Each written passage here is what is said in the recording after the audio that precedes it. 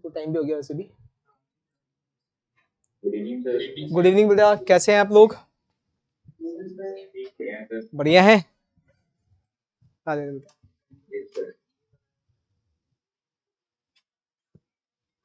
तो नए वीक का पहला दिन आज शुरू करें। अच्छा, आप लोग स्कूल वगैरह जाते हैं क्या?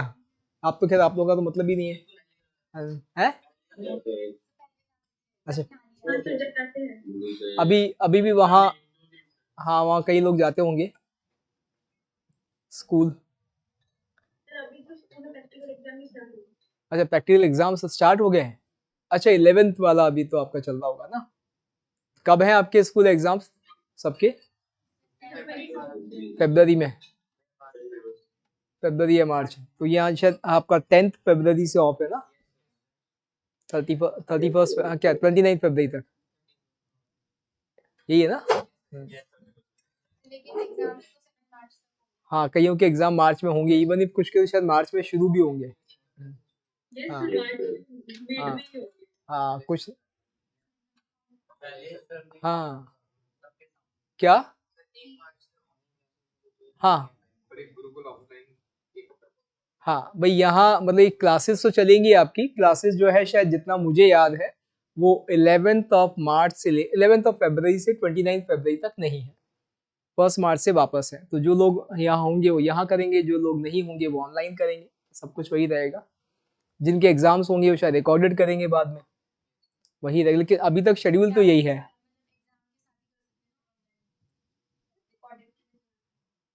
नहीं, एग्जाम के साथ यदि किसी, हाँ इवनिंग में हमारी क्लासेस तो कोई इशू, लेकिन हाँ नॉर्मली ऐसा कम ही होता है कि जैसे कल एग्जाम है तो आज क्लास है। नहीं लेकिन हाँ, हाँ बहुत सारे तो इनमें भी होंगे ना जिनको क्या कहते हैं अपने, हाँ मम्मी पापा को जस्टिफाई करना पड़ेगा कि कल एग्जाम है तो पढ़ाई कर रहा हूँ आज, है ना। ठीक है, चलिए तो हम लोग हाँ क्या करें, एक तो डिस्कशन करना है हमें डीपीपी का। हाँ बिल्कुल, अभी बात करते हैं बच्चे। तो एक तो हमें, हाँ वो बता देंगे, आज बता देंगे कोई बात नहीं। तो एक तो हमारा डीपीपी का डिस्कशन,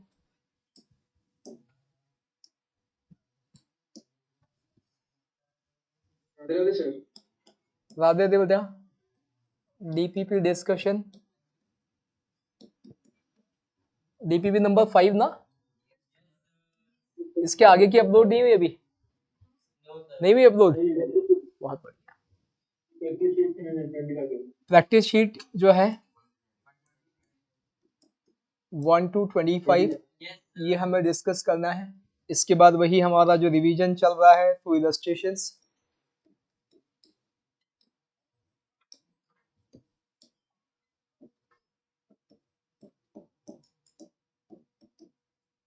वही हम कंटिन्यू करेंगे, जिसमें आप जो कहेंगे वो वाला पार्ट करेंगे। तो चलिए लाइए सबसे पहले डीपीपी, डीपीपी नंबर 5। हाँ जी बच्चे, फर्स्ट 5 में कोई डाउट? क्वेश्चन नंबर 3, एक्स जो है दिया हुआ है square root of 4 minus root X, और ये y होगा सेकंड वाला, सेकंड वाला y होगा, उसमें लिखा नहीं है। तो आप, हाँ थर्ड में ये तो आपको x दिया है बेटा कि square root of 4 minus root 7, और इसी तरह से y दिया हुआ है square root of 4 plus root 7। ठीक है, अब आपको y माइनस एक्स, देखो सब जगह y माइनस एक्स यूज किया हुआ है, तो y माइनस एक्स निकालना है, तो ठीक है y माइनस एक्स निकाल सकते हैं।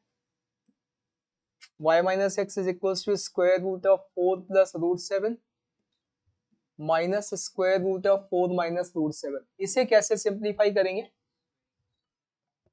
स्क्वायरिंग, ये नंबर अंदर देखो कहीं, ये तो परफेक्ट स्क्वायर है, कुछ नहीं बनाया जा सकता। 7 तो 16 3, यदि हम यहाँ पर 2 लेंगे तो 4,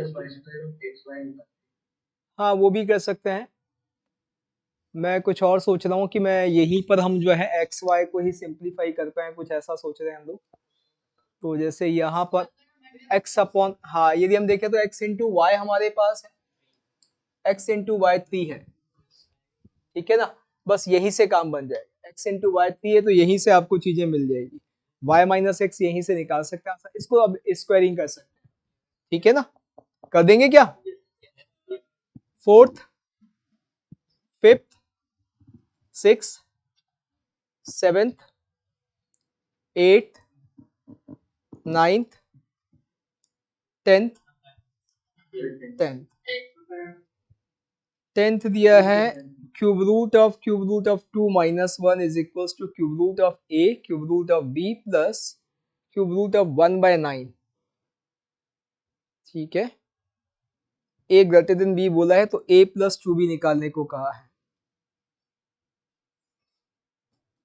ये जो वैल्यू है ये इसके इक्वल है, ठीक है। तो 10th question, 2 power 1/3 minus 1 is equals to, यहां पर इन सब का यदि हम स्क्वायर करेंगे, क्यूब करेंगे, थोड़ी मेहनत ज्यादा लग रही है, एक मिनट हम मेहनत से बचने का कोई तरीका सोचते हैं।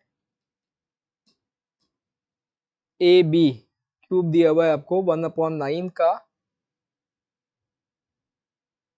इसी को यहाँ लाया जाए तो उससे कुछ फायदा, root of 1 minus root 2 minus 1,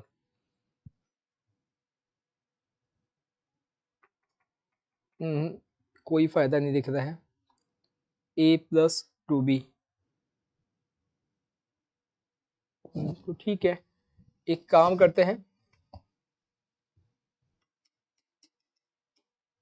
थोड़ा सा कैलकुलेशन को बचाने के लिए हम 2 power 1/3 minus 1 power 1/3 minus 9 power minus 1/3 is equals to A power 1/3 plus B power 1/3। अब क्यूब करते हैं, थोड़ा सा यहाँ हमारे लिए आसान हो जाएगी चीजें, क्योंकि तीन तीन टर्म्स में नहीं जाना पड़ेगा, ये फिक्स नंबर है, यहाँ ए और बी चलेंगे। तो यहाँ पर अब हम क्या करें, क्यूब, हाँ यदि क्यूब करते हैं तो बच्चों हाँ क्या मिलता है, 2 पावर 1/3 माइनस 1 और माइनस ऑफ आपके पास यहाँ क्या आ जाएगा 1/9, तो 1/9 और यहाँ पर minus times of 3, 9 to the power minus 1/3 और 2 to the power 1/3 minus 1 to the power 1/3, sorry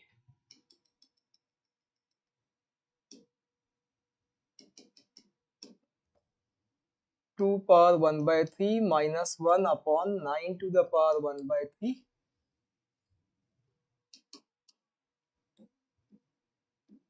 one by three, ये तो हो गया आपका A B, A minus B का होल क्यूब कर रहे हैं, A cube minus B cube minus 3ab, और यहाँ पर a minus B, 2 power 1/3 minus 1 minus 9 power minus 1/3, यहाँ आपके पास आ जाएगा a plus B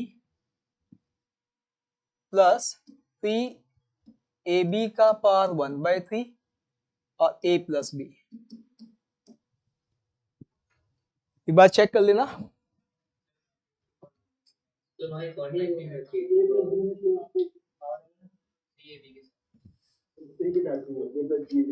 A B के साथ इधर इधर हो गया आपके पास, ये हो गया इसका क्यूब हो गया minus 3a into this A B, 3ab तो आएगा ना, तो 3ab में a तो हमारे पास आ गया, ये इस वाले में, अच्छा अच्छा अच्छा सॉरी, यहाँ और इसमें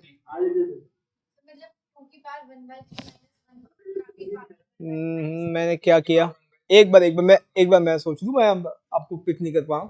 तो चलिए, यह हमारे पास आ गया कि हमने क्यूब किया है ना, क्योंकि तो ये आ गया माइनस बी क्यूब आ गया, बिल्कुल ठीक है। इधर से आपके पास minus 3 times of A B ये, और ये आपका हो गया ए बी बिल्कुल, और ए माइनस बी, तो ये आपके पास ए पावर 1/3, हाँ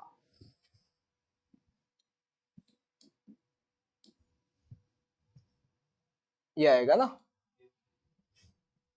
इधर यदि हम देखें तो इधर आपके पास a पावर 1/3, b पावर 1/3। अब ठीक है, यहां भी लेकिन कैलकुलेशन तो बहुत गंदी जा रही है।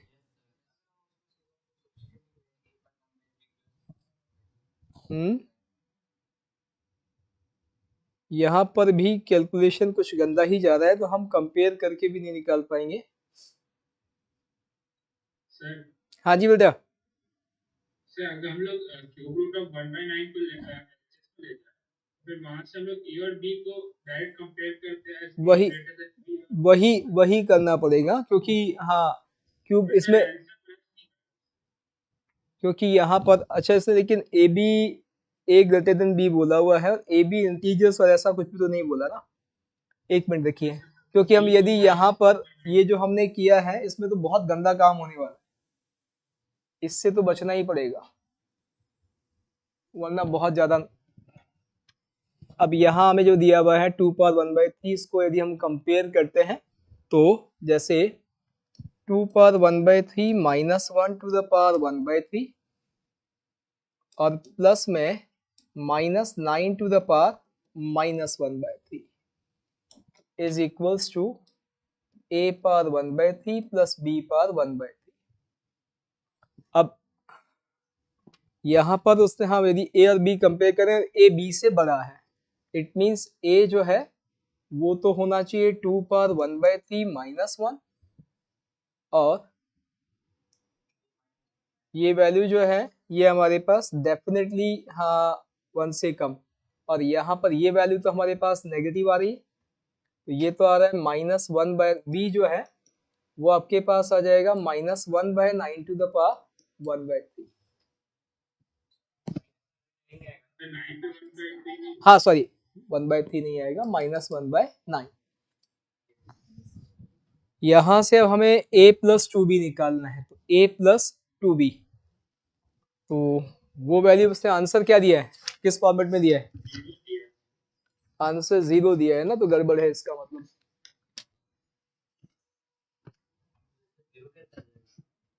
नहीं इससे तो 0 नहीं आएगा कभी भी, और सिंप्लीफाई करेंगे तो भी ये तो कैसे ना कैसे भाई ये वाला, हाँ क्योंकि यदि से इसको क्यूब करके लेके जा रहा होगा तो फिर बहुत सारी पॉसिबिलिटी भी हो सकती है। डाटा में कुछ एरर लग रहा है ये। क्योंकि देखो हाँ सीधी सच्ची बात है कि यदि ऐसा हम नहीं कर पा रहे हैं, इसका मतलब यूनिक पॉसिबिलिटी नहीं है ए बी की, और यूनिक पॉसिबिलिटी नहीं है तो भी पॉसिबिलिटी कैसी भी हो, आंसर यदि यहाँ कांस्टेंट है तो हर पॉसिबिलिटी से सेम आना चाहिए, इसको तो कहीं ना कहीं कोई एरर है। सर जो माइनस पे पावर -1/3 है और b में +1/3 है, क्या तो क्या बेटा? सर जो -9 है उस पे पावर तो है नेगेटिव, नहीं हमने इंटीजर तो हमने हमने लिया ना, हमने +1/3 से ही लिया है। अब देखो ये लो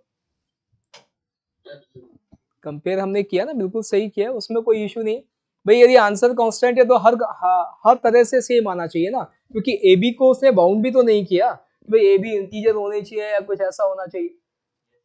कुछ गड़बड़ है बेटा, एक बार मैं चेक करता हूँ। अब इसीलिए वो मैंने पिछली बार जो कहा था कि डीपीपी एक बार मैं देखूंगा तभी अपलोड करवाएंगे, ये सब में शायद एक एक दो दो एरर आ रही है। Yes sir. चलिए अभी तो नहीं हुई ना इसके आगे की, मैं एक बार देखता हूँ फिर आगे की। 6 आ गई है, अपलोड हो गई 6। चलो फिर आगे की देखते हैं। 10 जीपीपी है शायद इसमें। लाओ मुझे हाँ प्रैक्टिस शीट दे दो, हम लोग वो डिस्कस करते हैं।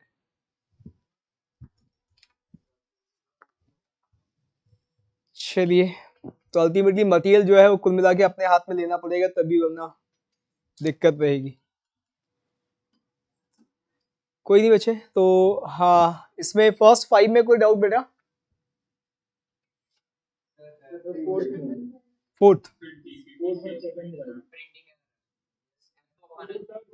एक मिनट, ये f of x plus Y by 8 minus comma, अच्छा f है बाहर, यहाँ भी,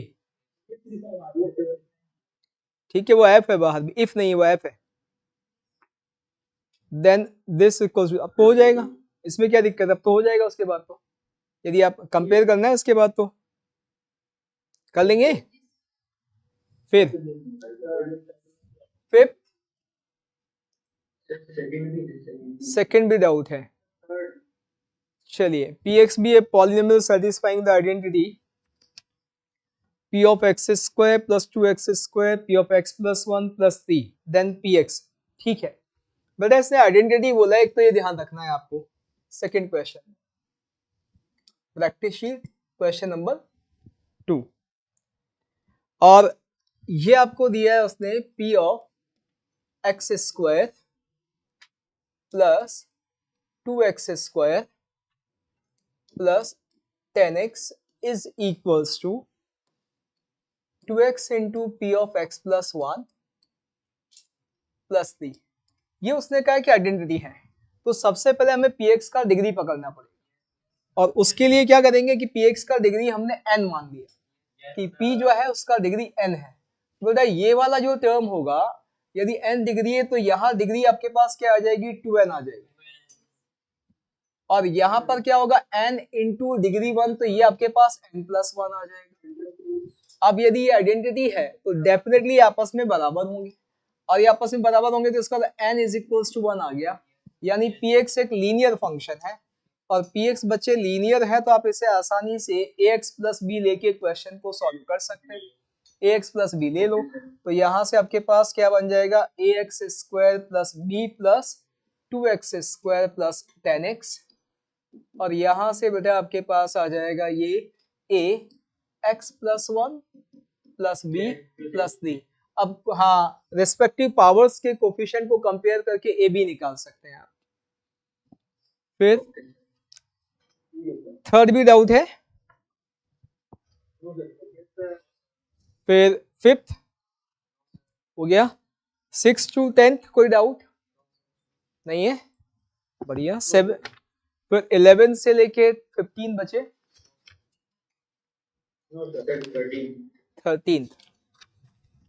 13th में क्या है, if sin alpha sin beta and cos alpha are in GP, the roots of the equation x square plus 2x cos beta plus 1 equals to 0 are always, कहीं ना कहीं डी निकल के आ जाएगा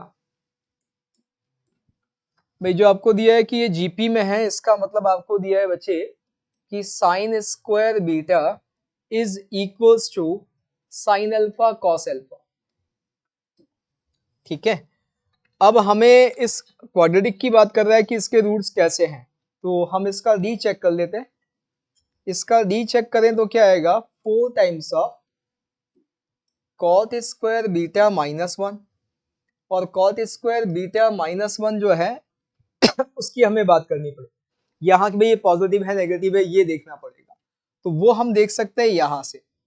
यहाँ से कैसे देख सकते हैं कि आप यदि देखेंगे बच्चे तो ये साइन स्क्वायर बीटा आपको क्या दे रहा है, एक्चुअली कॉसेक स्क्वायर बीटा दे रहा है, कि cosec square beta is 2 by 2 cosec 2 alpha, 2 से मल्टीप्लाई डिवाइड किया तो आपके पास ये आ जाता है। अब यदि हम यहाँ इस को देखें तो ये क्या बन गया बेटा, ये बन गया आपके पास क्या, कॉसेक स्क्वायर बीटा माइनस 1, तो इसका मतलब आपके पास यहाँ क्या आ गया, ये आपके पास आ गया 4 times of cosec square beta minus 2। यहाँ से अब जो कॉसेक स्क्वायर बीटा की वैल्यू उठा के यहाँ रख दीजिए, आपके पास क्या आ जाता है, आपके पास ये आ जाएगा 2 cosec 2 alpha, 2 cosec 2 alpha 2 common आ गया, और आपके पास आ गया कॉसेक 2 अल्फा माइनस 1। अब हमें पता है कि यहाँ पर हाँ 4 तो है ही सही बाहर, उसे 8 कर देते हैं। अब आपको पता है कि कॉसेक 2 अल्फा जो है वो कैसा होगा, ग्रेटर देन इक्वल्स टू 1, लेकिन ग्रेटर देन इक्वल्स टू 1 के लिए उसे आपको हाँ कुछ चीजें देनी पड़ेगी बेटा। हाँ वो दे रखा उसने कि भाई यहाँ पर आप देखिए कि फाइनली ये जो वैल्यू है आपको दिख रही है कि यहाँ ये वैल्यू है, ये साइन 2 अल्फा का वैल्यू पॉजिटिव है, तो इसका मतलब क्लियर है कि this is greater than equals to 1, और ये ग्रेटर देन इक्वल्स टू 1 है, तो ये आपके पास क्या आ गया, ग्रेटर देन इक्वल्स टू 0। तो रूट्स रियल आ जाएंगे 14th 15th 16th 17th 18th 19th 19th. If the equation where p is a constant integer has exactly 3 distinct solutions, then the number of integral values of p. Graph बना लीजिए left side का, सबसे बढ़िया तरीका है graph बना ले 19th में भाई मॉड ऑफ x प्लस 3 का ग्राफ, ये आप सबको पता है कि ये बनेगा मॉड ऑफ x प्लस 3 का ग्राफ x इक्वल्स टू -3 पर। फिर इसके बाद -2 कर देना है, तो -2 कर देना है तो क्या करेंगे कि ये जो x एक्सिस था, x एक्सिस यानी y इक्वल्स टू 0 था, अभी से y इक्वल्स टू -2 कर दो, x एक्सिस यहां कहीं ले आओ, ये आपका किसका ग्राफ बन गया, ये ग्राफ बन गया आपका मॉड ऑफ x प्लस 3 -2। अब इसका मॉड लेना है, इसका मॉड लेना है तो ध्यान रखना है कि पॉजिटिव वैल्यूज जो पहले हैं वो तो वैसी की वैसी रहेंगी, नेगेटिव वाली भी पॉजिटिव हो जाएगी। तो ये ग्राफ आपका, ये तो ऐसे कैसे रहेगा ही रहेगा बेटा, और ये जो एक्स एक्सिस के नीचे वाला ग्राफ है ये ऊपर बन जाए। ये येलो वाला ग्राफ हमारे एलएचएस का है, इस पॉइंट को पकड़ लेते हैं, ये आपको दिख रहा है कि y -2 है तो डेफिनेटली ये वैल्यू कितनी हो जाएगी, ये 2 हो जाएगी। यहाँ पर ये एक्स एक्सिस y एक्सिस को कहाँ इंटरसेक्ट कर रहा है, x को 0 डालते हैं तो 1 दिखता है, यानी ये पॉइंट जो है ये 0,1 वाला है। ठीक, अब हमें क्या चाहिए, हमें राइट साइड में जो है p बोला है तो y equals to mp, y equals to p एक लाइन बनानी है, तो y equals to p line ऐसे भी हो सकती है, y equals to p line ऐसे भी हो सकती है, y equals to p line ऐसे भी हो सकती है, और y equals to p line ऐसे भी हो सकती है। इस वाले केस में कोई सोल्यूशन नहीं आएगा क्योंकि हमारे एक्चुअल ग्राफ से कोई इंटरसेक्शन नहीं। इस वाले में हमें दिख रहा है 4 सोल्यूशन आ रहे हैं, यहाँ 3 सोल्यूशन आ रहे हैं, यहाँ और खुद एक्स एक्सिस हो जाए तो 2 सोल्यूशन। अब हमें क्या बोला है बेटा, यहाँ पर एग्जैक्टली 3 डिस्टिंक्ट सोल्यूशन, इसका मतलब ये वाला केस होना चाहिए, ये हमारे काम का है, और ये y इक्वल्स टू 2 वाला है, यानी p का वैल्यू क्या होना चाहिए 2। 20 हो गया, फिर कैसे किया 20, हाँ ट्राइंगल इनइक्वालिटी, हाँ बिल्कुल बिल्कुल। 21st 22nd 23rd 24th 25th, answer गलत है, तो आप लोगों ने, अच्छा आंसर 2 आ रहा है, इज इक्वल्स टू 13, तो आपको x की वैल्यू कितनी आ रही है, 2 आ रही है सबके, हाँ तो करेक्ट कर लो, आंसर 1 कर लीजिए, कोई बात, ठीक है यहीं तक दिया था।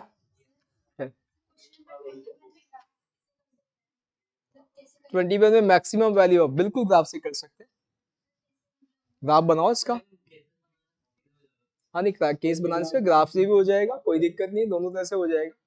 देखिए इस तरह के ग्राफ जब बनाने हो तो ग्राफ का मैं आइडिया देता हूँ, आसानी से बन जाते हैं ग्राफ भी, ग्राफ में यदि कभी प्रॉब्लम होती है ना इस तरह के में तो आप आसानी से कर सकते हैं। हमें क्या दिया हुआ है, यदि हम 21st की बात करें तो हमें दिया हुआ है mod of x plus 1 minus of 2x minus 1 is equals to y दिया हुआ है। 2 क्रिटिकल पॉइंट दिख रहे हैं हमें, कौन कौन से, एक तो x इक्वल्स टू -1 और x इक्वल्स टू 1, इन दोनों जगह वैल्यू निकाल दो, सबसे पहला काम तो ये कर। तो -1 पर वैल्यू हमें कितनी दिखती है, -1 पे ये तो 0 हो गया बेटा, और यहाँ से आपके पास -4 आ गया, तो y इक्वल्स टू -4 आता है -1 पर, ये -1 हमारा, x इक्वल्स टू -1 और यहाँ पे y वैल्यू -4, यानी ये तो पॉइंट हो गया -1,4। फिर x इक्वल्स टू 1 पर ये 0 हो जाएगा और आपको y की वैल्यू 2 मिलेगी, तो x इक्वल्स टू 1 पर y का वैल्यू 2 मिलता है, एक पॉइंट और आपके पास 1,2 आ गया।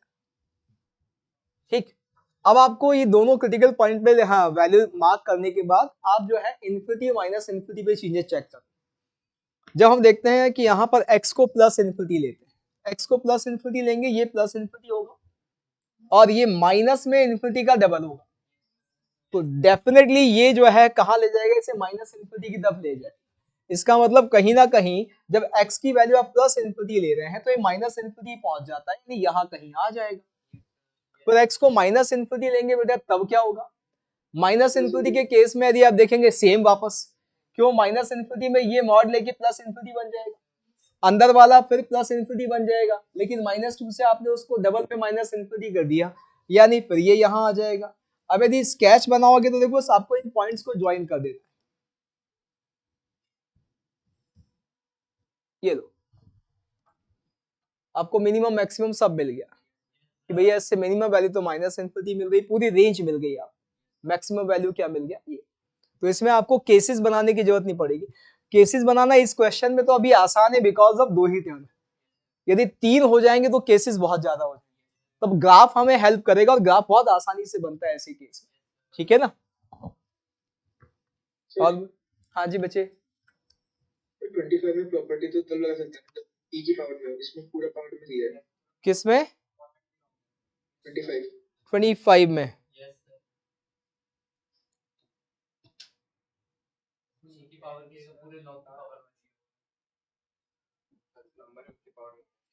एक मिनट देख लेते हैं क्या दिया हुआ उसने।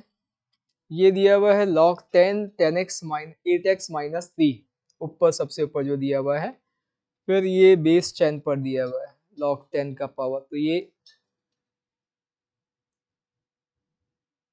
अच्छा सब पावर पे पावर दे रखा है।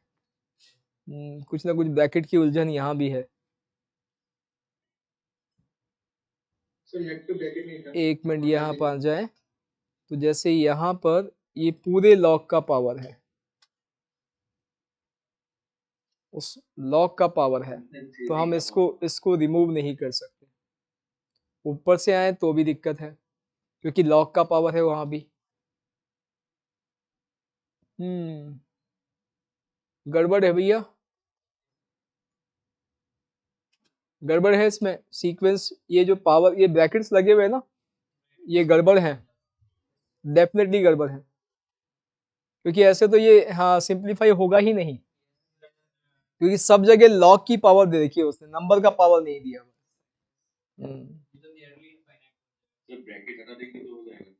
नहीं ब्रैकेट कैसे हटा देंगे, ब्रैकेट तो सारा गेम ही कर रहा है भाई। ये जो आप जो एलन 5 नहीं एलन बेटा एलन 5 जो पावर है वो ई पर हो जाएगी यदि आप ब्रैकेट हटा दोगे, लेकिन जो दिया है उसका मतलब वो भाई यदि आप ऐसे लिख रहे हो, देखो आप log e to the power something कुछ भी है और इस पर आपने ln 5 लिखा है, ये और एक आपने ये लिखा है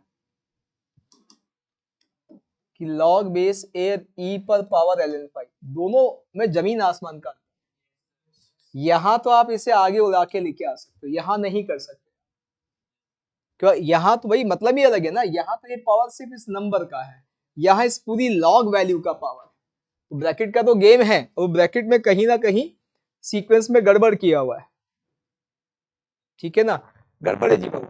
एक काम करते हैं अब तक जितनी भी हमारे हाँ डीपीपी दिमाग का देखिए ना, मुझे देना एक बार इन सबको, है ना, डीपीपी 1 में कहाँ थे, डीपीपी 2 में, प्रैक्टिस शीट में कहाँ थी, इसे कम से कम अभी कभी आगे यूज हो किसी के लिए तो करेक्ट तो करवा दे वरना चलती रहेगी। हाँ जी हम क्या कर रहे थे बताओ, क्या करना है। हाँ जी हाँ बिल्कुल हो गया।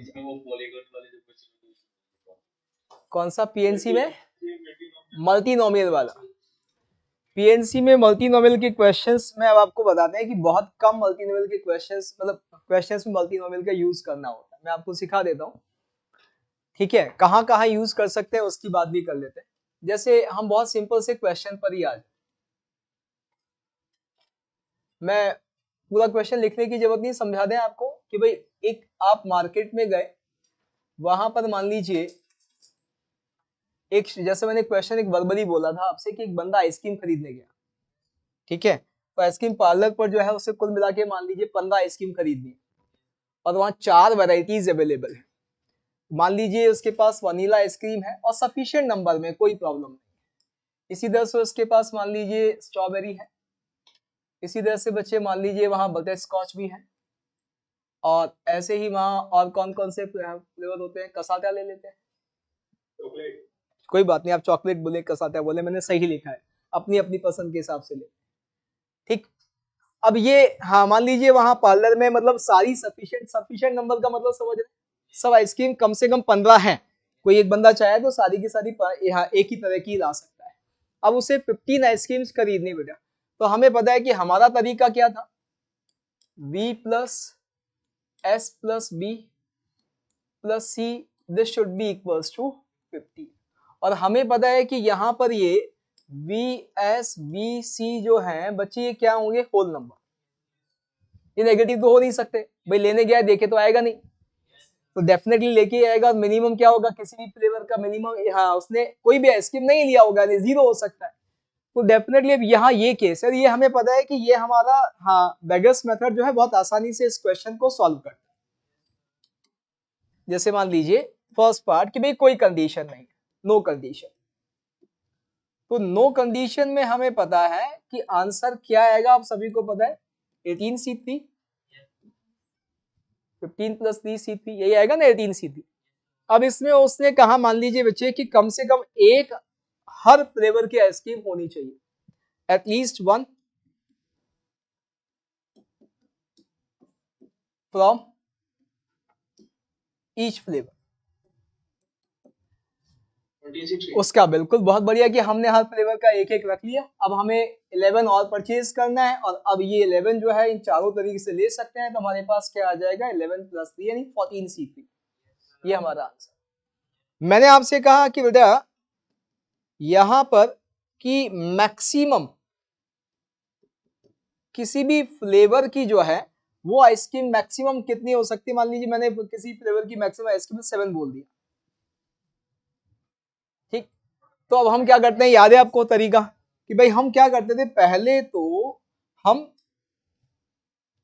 टोटल लिख लेते हैं, टोटल हमारा कितना था 18C3, इसमें से वो केस माइनस कर लेते हैं जब किसी एक हाँ वैरायटी का आइसक्रीम हमने जो है वो 7 से ज्यादा ले लिया, तो पहले तो हम वो पर्टिकुलर वैरायटी सेलेक्ट करेंगे 4C1 से, इसके बाद उसका मिनिमम नंबर कितना इंश्योर कर देंगे 8, 8 आइसक्रीम उस फ्लेवर की ले ली।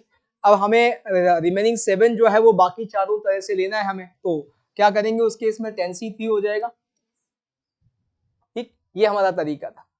फिर इसमें थोड़ी प्रॉब्लम कब होगी, जब वो कहेगा कि भाई मैक्सिमम जो है वो आप 5 ले सकते हो। अब यहां थोड़ी सी प्रॉब्लम कि यहां केसेस बने।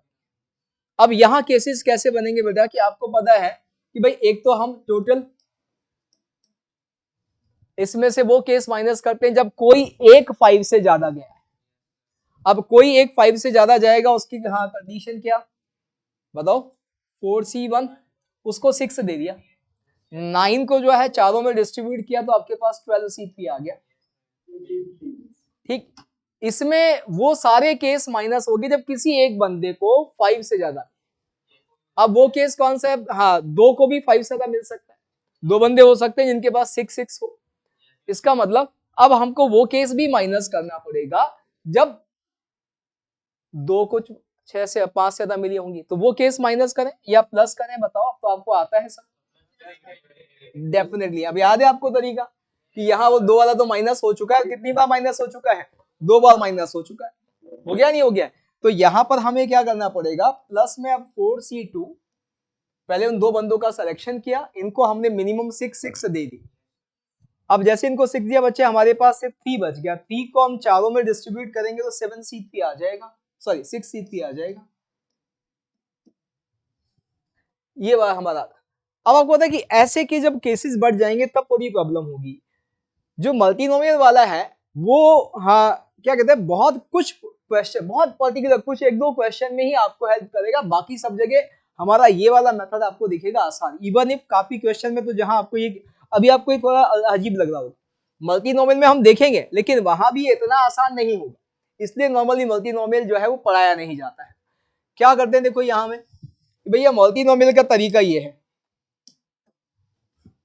कि हम जैसे पहले क्वेश्चन की बात, जो हमारा फर्स्ट क्वेश्चन है भाई कोई कंडीशन नहीं है, तब क्या करते हैं बेटा कि हम सीरीज बनाते हैं। सीरीज कैसे बनाते हैं कि जैसे वनीला आइसक्रीम है, ये 0 भी ली जा सकती है ये 1 भी ली जा सकती है, 2 भी ली जा सकती है, 3 भी ली जा सकती है, 4 भी ली जा सकती है। ऐसे कहां तक ली जा सकती है?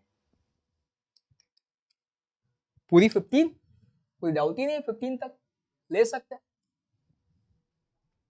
ऐसे ही वनीला के साथ साथ हम जो है स्ट्रॉबेरी ले सकते हैं, हाँ ऐसे बटर स्कॉच ले सकते हैं, ऐसी चॉकलेट ले सकते हैं। अब एक्चुअली ये कह रहा है कि जो नंबर है ना इसको एक अलग तरह से लिखता है, ऐसे लिख देते x power 0, x power 1, x power 2, x power 3, x power 4 से लेके x पावर 15, यानी x पर जो पावर है वो वनीला आइसक्रीम कितनी क्वांटिटी में पिक की गई है उसको बता। अब इसको सीरीज बना दिया उसने। अब ये हमने सीरीज बनाई किसकी बचे? वनीला की। ऐसे कैसे हम किसकी बना लें? ऐसे हम जो है स्ट्रॉबेरी बना लेते हैं।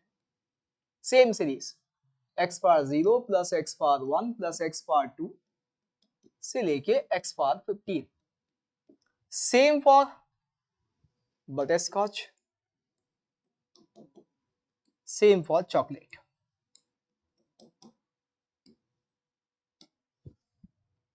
अब हमारा अल्टीमेट एम क्या है कि भाई आप कोई सा भी फ्लेवर किसी भी नंबर में खरीदो, लेकिन फाइनली चारों का सम कितना होना चाहिए? 15।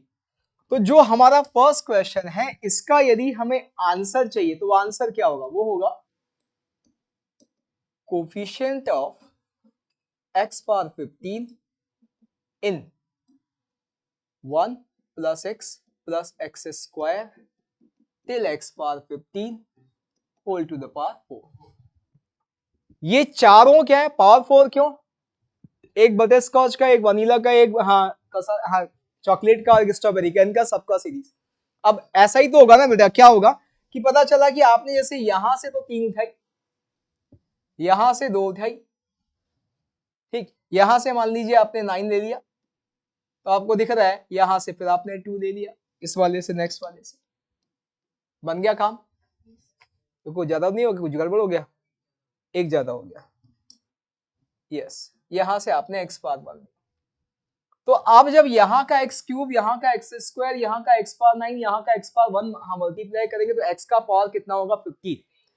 ये x का पावर 15 एक तरीका बता रहा है जिससे कि आप यहां से इस पार्लर से इन आइसक्रीम्स का सिलेक्शन कर सकते हैं।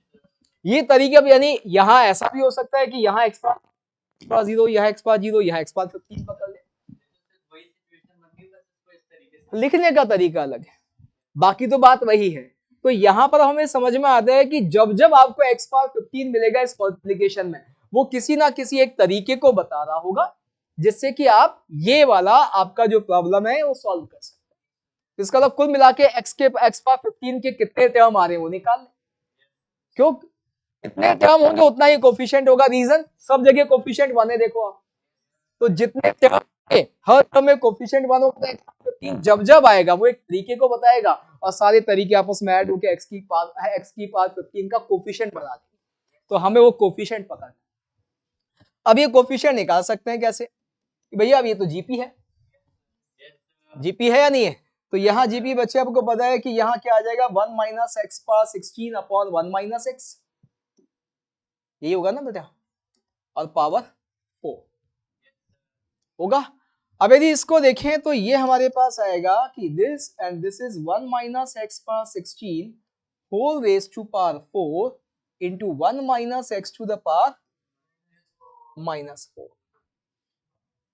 ठीक, अब हमें x पावर 15 का कोफिशिएंट चाहिए। तो एक चीज समझ में आपके आनी चाहिए कि x पावर 15 के कोफिशिएंट के लिए मेरे लिए यही टर्म काम का है, इधर तो क्यों? उसके एक्सपांशन का आपको आइडिया होना चाहिए। आप सब इस बात को जानते हैं कि 1 minus x power minus n का एक्सपांशन क्या होता है, याद है?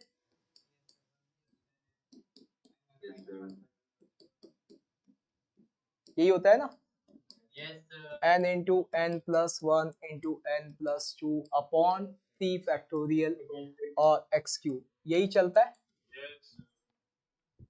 तो यहां पे यदि मैं आपसे कहूं कि x पावर r का कोफिशिएंट बता दो आप हमें, है?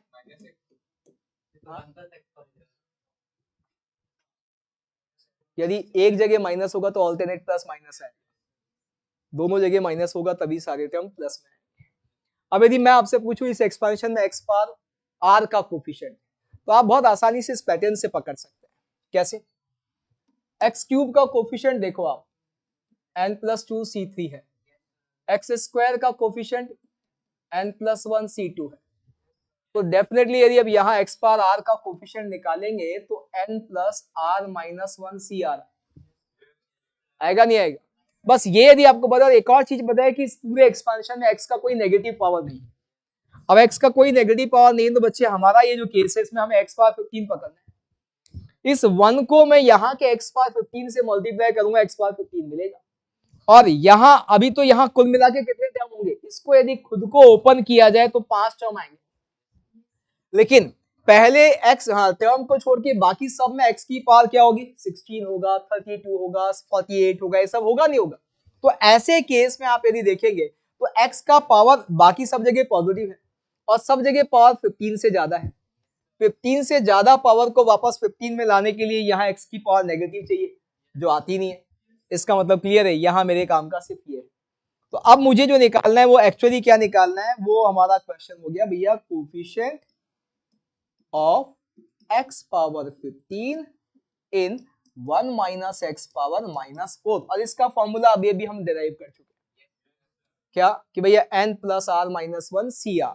तो n बच्चे यहाँ पे कितना 4, r कितना जो हमें निकालना है 15, फिर -1 c15। अब आप देखें तो ये 18c15 आ गया, 18c15 और 18c3 एक ही बात।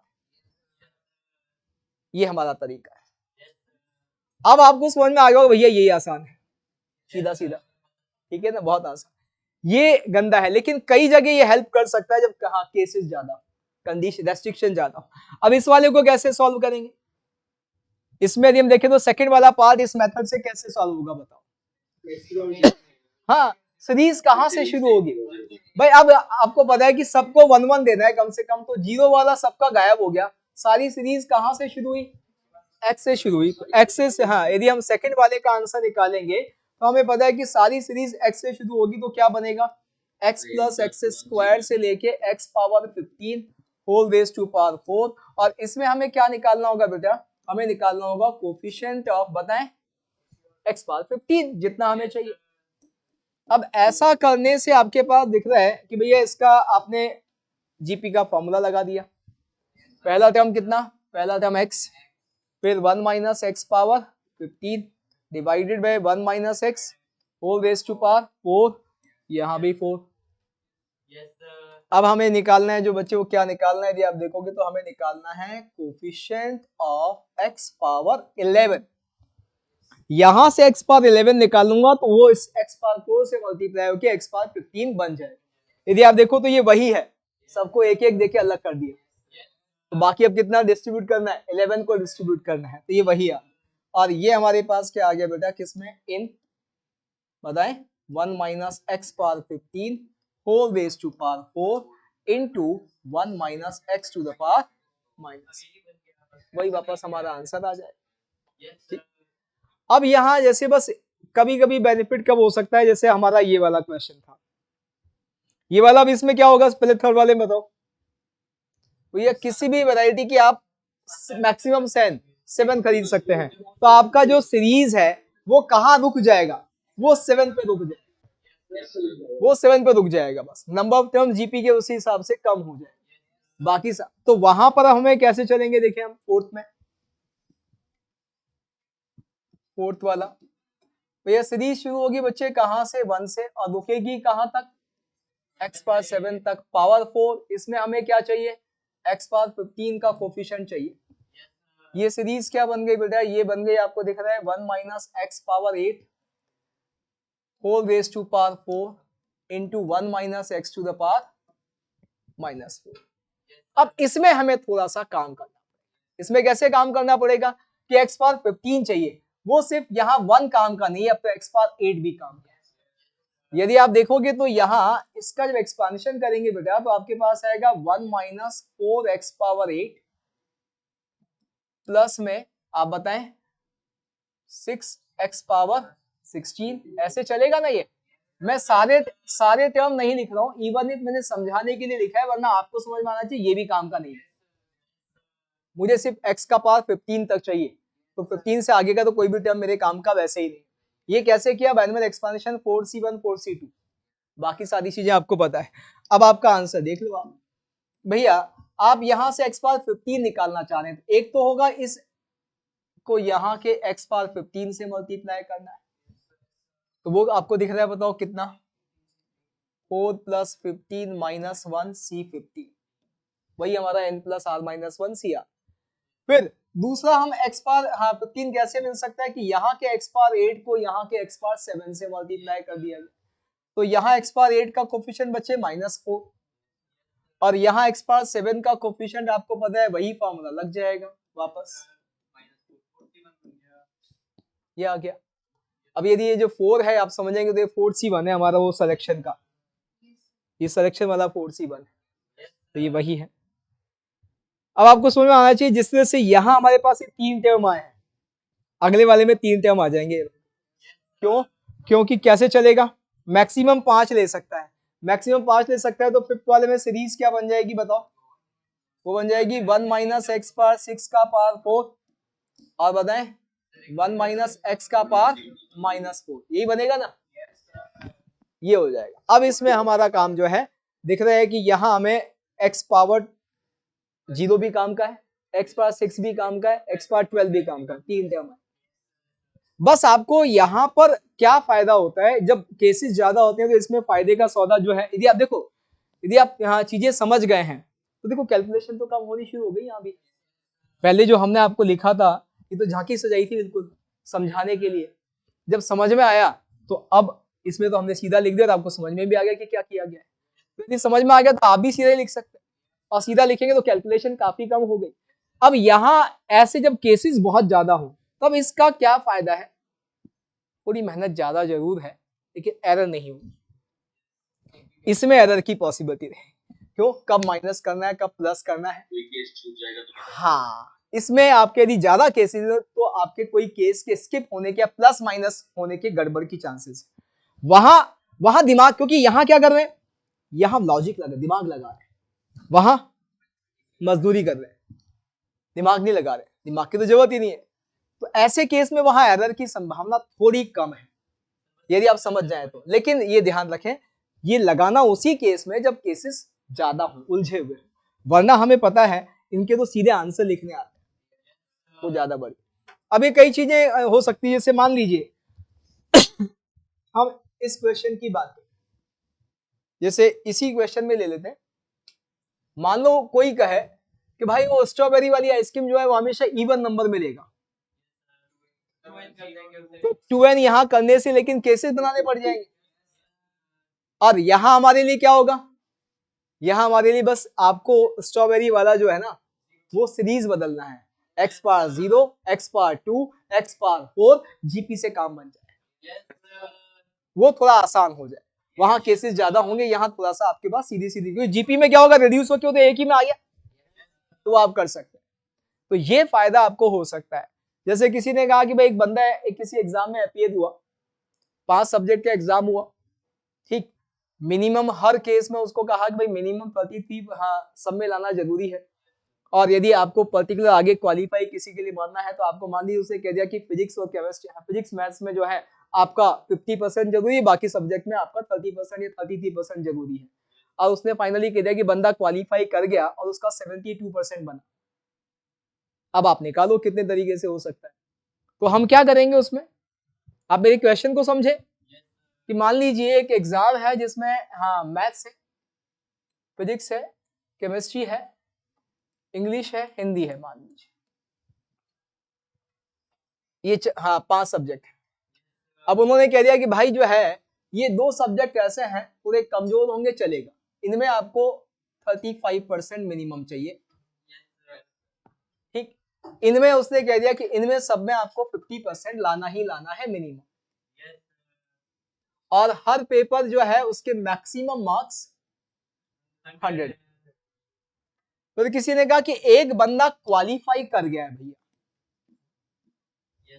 क्वालिफाई कर गया है, और क्वालिफाई करते वक्त उसका जो परसेंटेज बना वो 72% बना।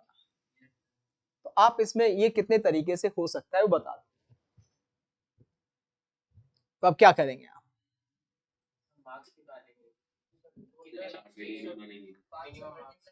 तो पहले तो हमें 72% निकालना पड़ेगा। 500 का कितना है? 500 का 72% यानी उसने कितना स्कोर किया वो नंबर निकालना। निकालो कितना आता है? 316 निकाल लिया। तो चलिए 316 उसको निकालना है। अब हमें पता है कि इंग्लिश और हिंदी की जो सीरीज बनेगी वो 35 से शुरू होगी, मैक्सिमम कहां तक जाएगी बेटा? 100। ये दो सीरीज बन गई। फिर इसी तरह से फिजिक्स केमिस्ट्री मैथ्स की सीरीज जो है वो कहां से आएगी कि भैया फिजिक्स केमिस्ट्री मैथ्स का सीरीज जो शुरू होगा वो x पावर 50 से शुरू होगा। और कहां तक जाएगा बेटा? ये भी 100 तक जाएगा। और इसका क्यूब बिकॉज ऑफ ऐसे 3 शब्द। अब यहां से आपको निकालना क्या है? निकालना है कोफिशिएंट ऑफ, बताओ, x पावर 360 सॉरी 360 ये लीजिए, ठीक है। अब आप कर सकते हैं। अब इसमें वो केसेस वेसेस सारे झंझट से बच गए आप, सीरीज चल रही है आपके। लेकिन यहाँ इतना भी नहीं कि उससे आपको ये चीज समझ में आनी चाहिए। देखो इन क्वेश्चन से केसेस कम नहीं हो रहे हैं, जितने टर्म यहाँ आए थे हमारे डायरेक्ट वाले मेथड में उससे भी उतने ही आ रहे हैं, जितने यहाँ आ रहे हैं उतने वहां भी आ रहे हैं। बस वहां पर होगा क्या, मैकेनिकल वर्क होने की वजह से एरर नहीं होगी आपसे, बाकी कोई ऐसा सच बहुत ज्यादा यूं फायदा नहीं। निकाल दो, अब देखिए कितना आता है, एक बार चेक कर लेते हैं। आंसर सब लोग निकालें पहले, फिर चेक करते हैं कितने लोगों का सेम आता है।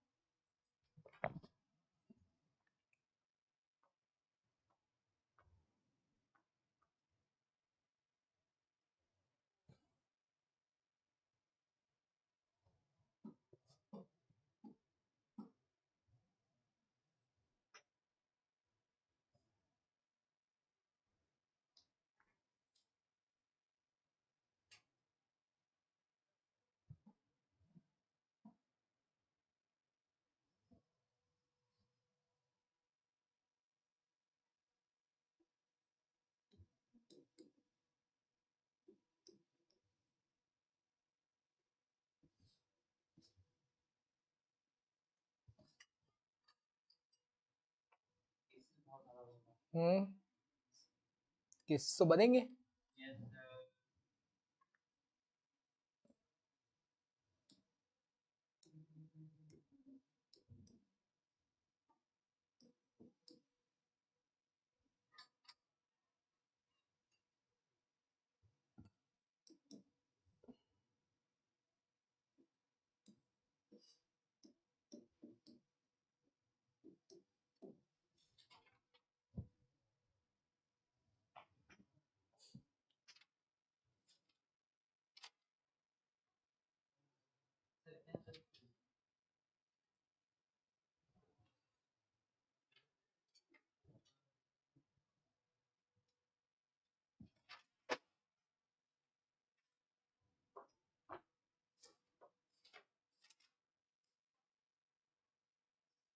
आंसू अटेंडेंस देने वाला खुद ही गायब है।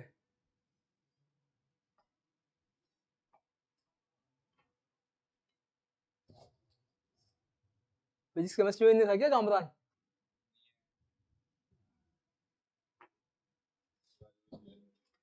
अच्छा आज एंजॉय कर रहा है।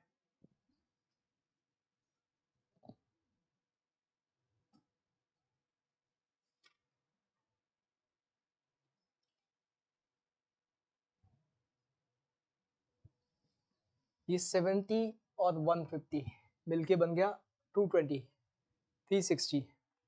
आपको निकालना है कोफिशिएंट ऑफ x पावर 140 इन, हाँ एनसीआर में छोड़ना है, एग्जैक्ट नहीं निकालना है। एनसीआर की फॉर्म में निकालना है। अब यहाँ हमें दिख रहा है कि ये क्या बन जाएगा, इसमें हमें दिखता है 1 minus 2x power 66 plus x power 132। यहाँ 1 माइनस 3x पावर 51 प्लस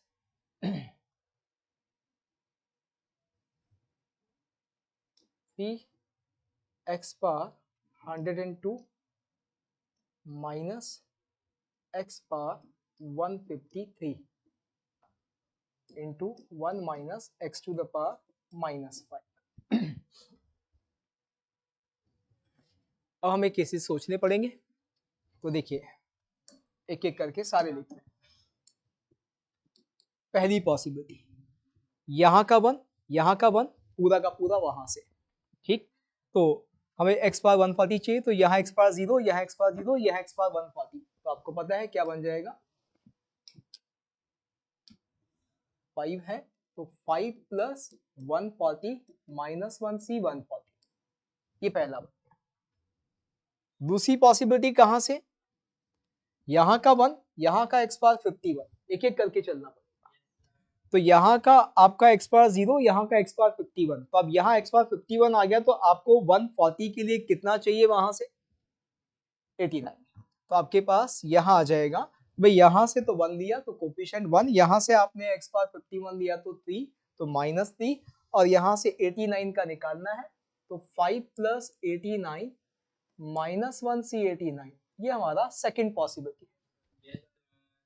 फिर यहाँ का अभी भी 1 लेते हैं, यहाँ का x पावर 102 लेते हैं। अच्छा, आपको इस में आना चाहिए कि ये वाला टर्म हमारे काम का नहीं है, ठीक। तो यहाँ का 1 और यहाँ का x पावर 102, तो आपको दिखता है यहाँ 102, तो आपको 38 पकड़ना है, क्योंकि आपको 140 38। तो अब यहाँ से कोफिशिएंट 1 आ गया बेटा, यहाँ से आपके पास प्लस 3 आ गया, तो plus 3 times of 5 plus 38 minus 1c 38। अब किसका गेम खत्म हो गया, इसका खत्म हो गया। अब एक एक करके इससे पकड़ते हैं, यहां से x पावर 66 और यहां से 1, तो यहाँ 66, यहाँ 1, तो अपने को कितना और चाहिए, 54, सॉरी हाँ 74, हाँ 74। तो अब आपके पास क्या आ जाएगा बेटा, यहाँ से तो -2, यहाँ से आपको 1 ही पकड़ना है, और यहाँ से 74, तो 5 प्लस 74 माइनस 1c 74। अगला टर्म बेटा यहाँ से ये दोनों मिलके बन गया 117, तो हमें 3 117, तो हमें क्या पकड़ना है, 23, तो 23, और यहाँ से -2, यहाँ से -3 मिलके +6 हो गए, और अब आपके पास कितना पकड़ना है, 23 ना, 23, तो 5 प्लस 23 माइनस 1c 23। फिर यहाँ से ये और यहाँ से ये काम का नहीं है, अब अगला सिर्फ ये बचता है, इसको इन दोनों के साथ लेना है बस। तो यहाँ से 132, यहाँ से 1 है, अच्छा दूसरा फिर निकल गया, हमारे काम का नहीं है, ठीक है, तो एक ही आएगा 130, तो 8 आ जाएगा, वहां से 8 पकड़ना है, तो 1 1, तो आपके पास यहाँ आ गया बेटा, आपके पास कितना, 5 प्लस 8 माइनस 1c8। अब आप सोचो कि ये अब क्यों फायदे का है, कि हमारे उस वाले मेथड से ये केसेस कैसे होंगे, हमें समझ में भी नहीं आएंगे इतनी आसानी से, वो कॉम्प्लिकेट, हाँ क्यों कितना माइनस हो रहा है, कितना प्लस हो, लेकिन यहाँ वो सारी चीजें बिल्कुल मैकेनिकली, हाँ मैथमेटिकली मिल रही है, तो हम आसानी से कर सकते हैं, ठीक है, ये फायदा है इसका, बस ऐसे क्वेश्चन, बाकी ज्यादा ये लगाना, जहां बहुत उलझन हो वहीं लगा। आई थिंक क्लियर है कॉन्सेप्ट को, चल आगे बढ़। अब और क्या करना है भाई, सर वो जो पॉलीगन वाले क्वेश्चन होते हैं, पॉलीगन कौन सा, वो ऐसा कह दिया कि find the number of parallel chords in polygon of different sides, जो 24 साइड पे लेके आपने बोला, यस 24 साइड पे number of point of intersection अंदर नहीं कर रहे हैं। अच्छा वो तो ये तो कुछ और बोल रहे हैं शायद, सर कितने रेक्टेंगल बनते हैं पॉलीगन, अब मतलब अच्छा चलो ठीक है, देखो देखो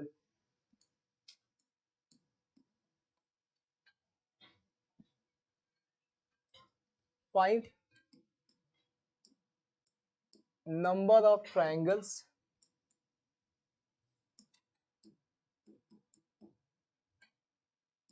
which can be formed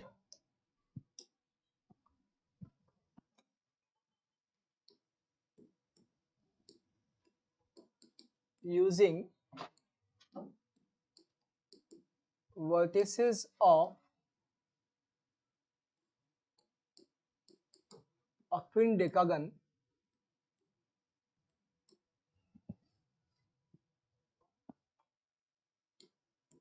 such that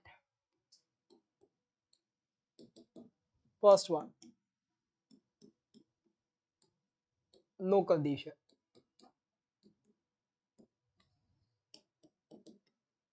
Second one, no side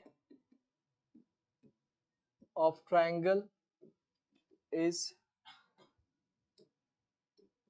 common with polygon.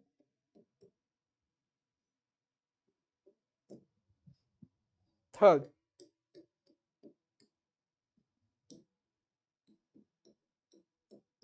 exactly one side is common with polygon.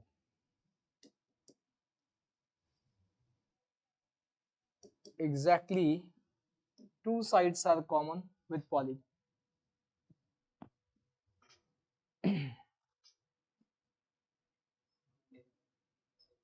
है क्विंडेकागन नहीं पता है क्विंडेकागन 15 साइड्स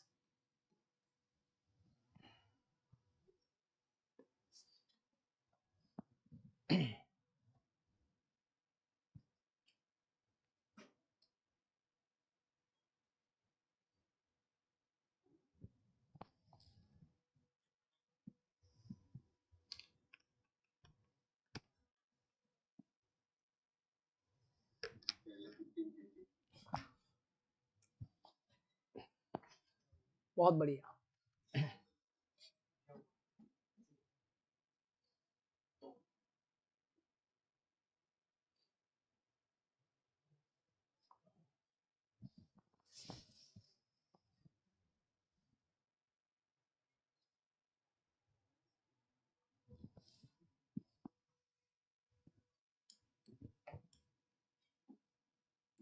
फर्स्ट 15 C3 है ना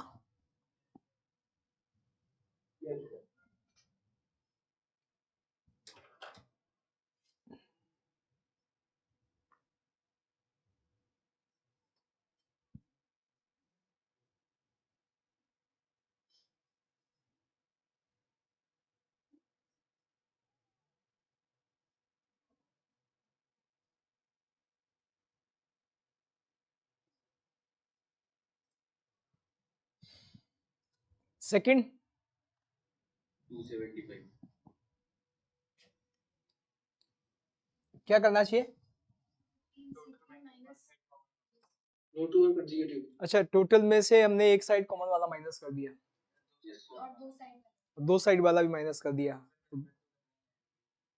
जब आपने वन साइड वाला माइनस किया तब दो साइड वाला माइनस नहीं हुआ NC3 minus N और minus N into N So 15C3 minus 15 into 13C1 क्या किया सर पहले तो जो टोटल थे उसमें से पहले तो किसी एक साइड को सिलेक्ट कर लिया ठीक है मतलब वो हटाना है वो वाले केसेस पहले एक साइड को सिलेक्ट कर लिया बचे 13 पॉइंट्स एक साइड सेलेक्ट करी तो आपके पास 13 पॉइंट बचे ठीक है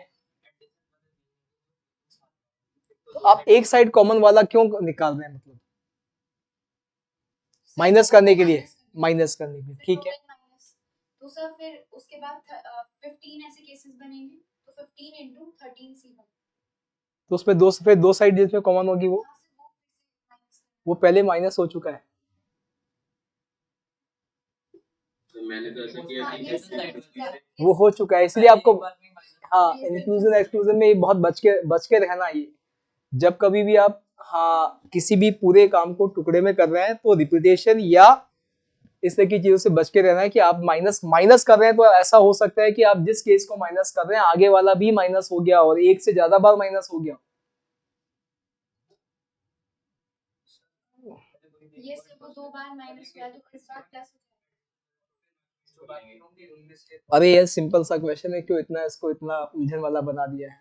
आपने एक फॉर्मूला, एक कॉन्सेप्ट पढ़ा होगा कि एक सर्कल में n ऑब्जेक्ट्स हैं, उनमें से कोई भी r ऑब्जेक्ट का सिलेक्शन करना है, कोई भी दो एडजेसेंट नहीं होने चाहिए। वो लगाओ ना सीधा सीधा सीधा सीधा वो लगाना है, क्यों दिमाग लगाना है कि ये क्या कहते हैं, क्योंकि उसमें तो बहुत उलझन है जो आप करने जा रहे हैं। प्लस माइनस वाले में बहुत उलझन है। यदि आपको याद हो तो क्या होता है वो, भाई एक सर्कल में n ऑब्जेक्ट है, एक आपने दोनों चीजें पढ़ी होंगी, लाइन में ही पढ़ा होगा, सर्कल में ही पढ़ा होगा। क्या होता है बताओ। यदि आपके पास सबसे पहले आपके पास मान लीजिए ऑब्जेक्ट्स जो हैं वो एक लाइन में हैं, इनमें से r ऑब्जेक्ट का सिलेक्शन करना है और कंडीशन है नो टू आर एडजेसेंट। तो आपको पता तो है क्या होता है बताओ, n minus R plus 1 C R. Concept भी पता है इसका, मतलब आपको कि जितने सेलेक्ट करने होते हैं पहले उतने निकाल लेते हैं, बचे हुए का गैप काउंट करते हैं। अब क्योंकि कोई भी दो एडजेसेंट नहीं रहे होंगे तो गैप में से उठाए होंगे, तो वहां से गैप सेलेक्ट कर लेते हैं। ये रहा। सर्कल में क्या होता है, ये तो लाइन में है। सर्कल में क्या होता है, ये सर्कल में ऐसे ऑब्जेक्ट मैंने अरेंज करके दे दिया आपको एक सर्कल में।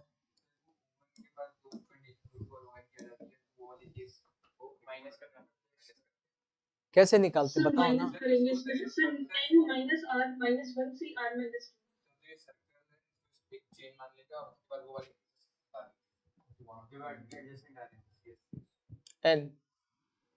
n माइनस 3 फिर माइनस r माइनस 1 प्लस 1 सी r माइनस 1, ये होता है फॉर्मूला।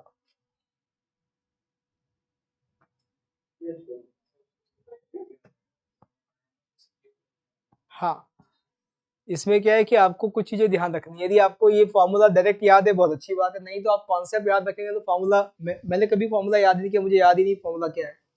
मैं हमेशा मुझे फॉर्मूला निकालने को मैं इसको लिख के सिंप्लीफाई करके निकालूंगा। आपने देखा मैं बेगर्स मेथड में क्या करता हूँ हमेशा, आपने गौर किया होगा, आप शायद नहीं करते, मैं वही करता हूँ।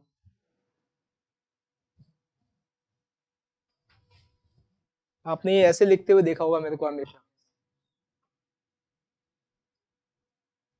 आपको पता है ना कॉन्सेप्ट सीखा है आपने कि भाई हम क्या क्या पार्टीशंस बनाते हैं, लाइंस पे है तो कितने पार्टीशन बनाने होते हैं वो ऐड करके उतने ही सेलेक्ट कर लेते हैं। तो यहाँ तो आप कभी कोई फॉर्मूला भूलेंगे नहीं यदि कॉन्सेप्ट आपके पास होगा तो। इसका कॉन्सेप्ट बहुत आसान है, देखो समझना, मैं समझा देता हूँ, ब्रीफ कर देता हूँ कहाँ से आया, कभी भूलेंगे नहीं आप। इसमें क्या करते हैं कि सर्कल में, जैसे ये तो बहुत आसान था, लाइन में क्या किया आपने कि भाई आपको n ऑब्जेक्ट्स में से r का सिलेक्शन करना है, कोई दो एडजेसेंट नहीं चाहिए। तो इसका मतलब आपने जहां जहां जो ऑब्जेक्ट उठाए वो एडजेसेंट नहीं रहे होंगे, वो गैप में से उठाए होंगे कहीं ना कहीं, एक एक या दो दो छोड़ के उठाए होंगे। तो क्या करते हैं, जितने ऑब्जेक्ट उठाने पहले उतने बाहर कर दिए, फिर बचे हुए ऑब्जेक्ट में गैप काउंट किया। अब यदि हमारे उठाए हुए ऑब्जेक्ट में से कोई भी दो एडजेसेंट नहीं है तो बचे हुए की गैप से उठाए होंगे हमने, इसका मतलब। ठीक है, तो उनकी जगह कहां है वो हम देख लेते हैं। भैया वो जो जितने गैप बन रहे हैं, आपने पहले एन में से जितने उठाने थे वो बाहर कर दिए, बचे हुए से गैप काउंट किए तो एक ज्यादा। अब कितने गैप, जहां जितने बंदे उठाए उतनी जगह आपको देखने की कहां से उठाए हैं। ये गैप से उठाए तो उतने ही गैप सेलेक्ट कर लो जितने बंदे उठाए। लेकिन सर्कल में ये कॉन्सेप्ट नहीं लगा सकते, कई लोग लगा देते हैं, क्यों कि सर्कल में कुछ नहीं है, गैप जो है एक यहाँ लाइन में एक ज्यादा बनता है, सर्कल में उतने बनेंगे, अब फॉर्मूला लगा देते हैं ये वाला, वो नहीं लगेगा क्योंकि एक बड़ा लॉजिकल प्रॉब्लम है यहाँ पर। जैसे ही आप एक बंदा सर्कल से उठाते हो वो सर्कल रहता ही नहीं है उसके बाद। भाई यहां तो आप उठा लो एक, उसके बाद भी लाइन ही है, आपने 3 उठा लिया उसके बाद भी लाइन है। लेकिन यहां आप जैसे ही बंदे को उठाते हैं, चाहे एक उठाए चाहे 3 उठाए, कुछ भी उठा रहे हैं, वैसे वो सर्कल ब्रेक हो गया, वो क्या रह गई, लाइन रह गई। तो यहां क्या करते हैं बेटा इसमें कि जब कभी भी आपको यहां से आर ऑब्जेक्ट उठाने हैं तो आप सबसे पहला काम क्या करोगे, एक ऑब्जेक्ट उठाओगे। अब एक ऑब्जेक्ट को उठाने की कितनी चॉइस है मेरे पास, एन ऑब्जेक्ट के कोई सा उठा लेते हैं, तो कितनी चॉइस मेरे पास, चॉइस है एन। अब जैसे ही मान लीजिए बच्चे मैंने इसको उठा लिया, पहली चीज तो इसको उठाते ही सर्कल नहीं था, लाइन रह गई। ठीक, अब इसका डेफिनेट स्टार्टिंग डेफिनेट एंड हो गया। और क्योंकि दो एडजेसेंट नहीं उठाने तो मेरी चॉइस से ये दोनों बाहर हो गए। तो अब कितने बचे? n-3। और वो n-3 किस में है? लाइन में है। और उनमें से मुझे कितने उठाने बचे हुए?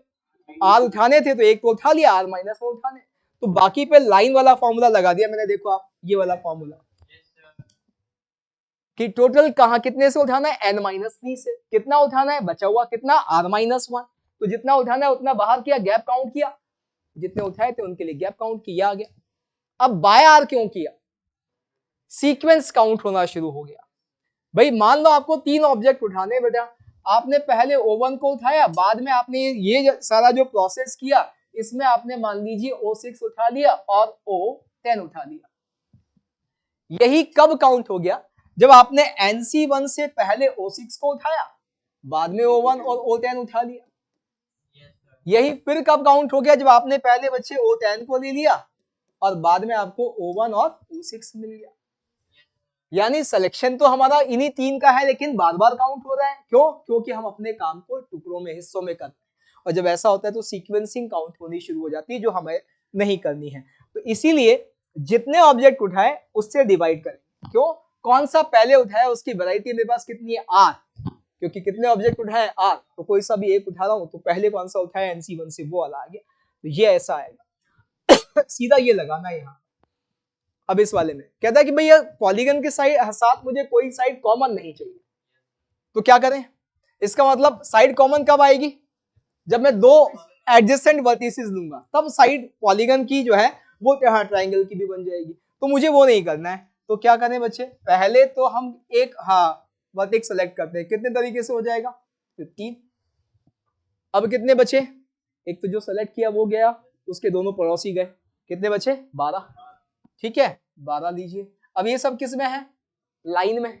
कितने और उठाने बच्चे? 2 उठाने।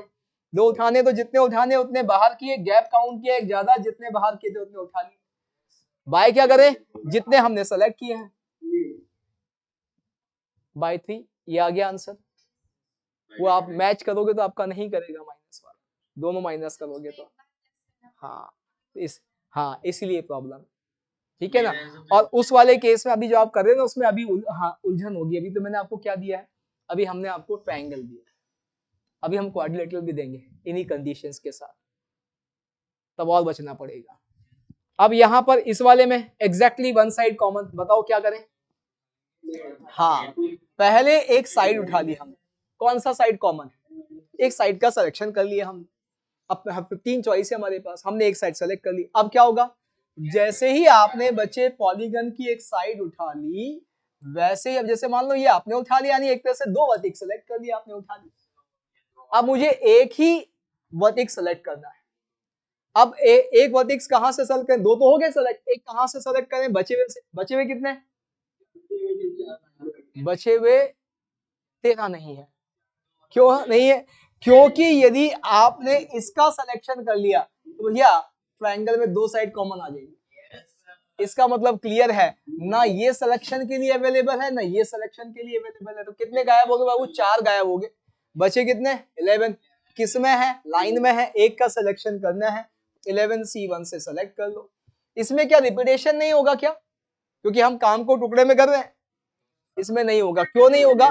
पहली बार में आपने साइड सेलेक्ट करी, दूसरी बार में वर्टेक्स सेलेक्ट किया है, अभी आगे पीछे तो हो नहीं सकते, यहाँ सीक्वेंस से काउंट होगी नहीं। भाई सेम ही ऑब्जेक्ट सेलेक्ट कर रहे हो तो दिक्कत है। यहाँ वाले में 2 साइड कॉमन, तो 2 साइड ही सेलेक्ट कर लो एडजेसेंट। 2 एडजेसेंट साइड सेलेक्ट करने की कितनी चॉइस है मेरे पास? 15। 15 ही तो है। कैसे? इसके साथ ये सेलेक्ट कर लें, इसके साथ ये कर लें, इसके साथ ये कर लें, इसके साथ ये कर लें, टोटल 15 चॉइस है। एक करें या 2 एडजेसेंट करें, 15 चॉइस ही रहेगी। इवन इफ 3 एडजेसेंट करें तो भी 15 ही रहेगी। ठीक है ना? तो यहां हमने क्या किया? 2 साइड सेलेक्ट कर ली, बन गया ट्रायंगल, खत्म हो गया गेम, 15 आ जाएगा आंसर।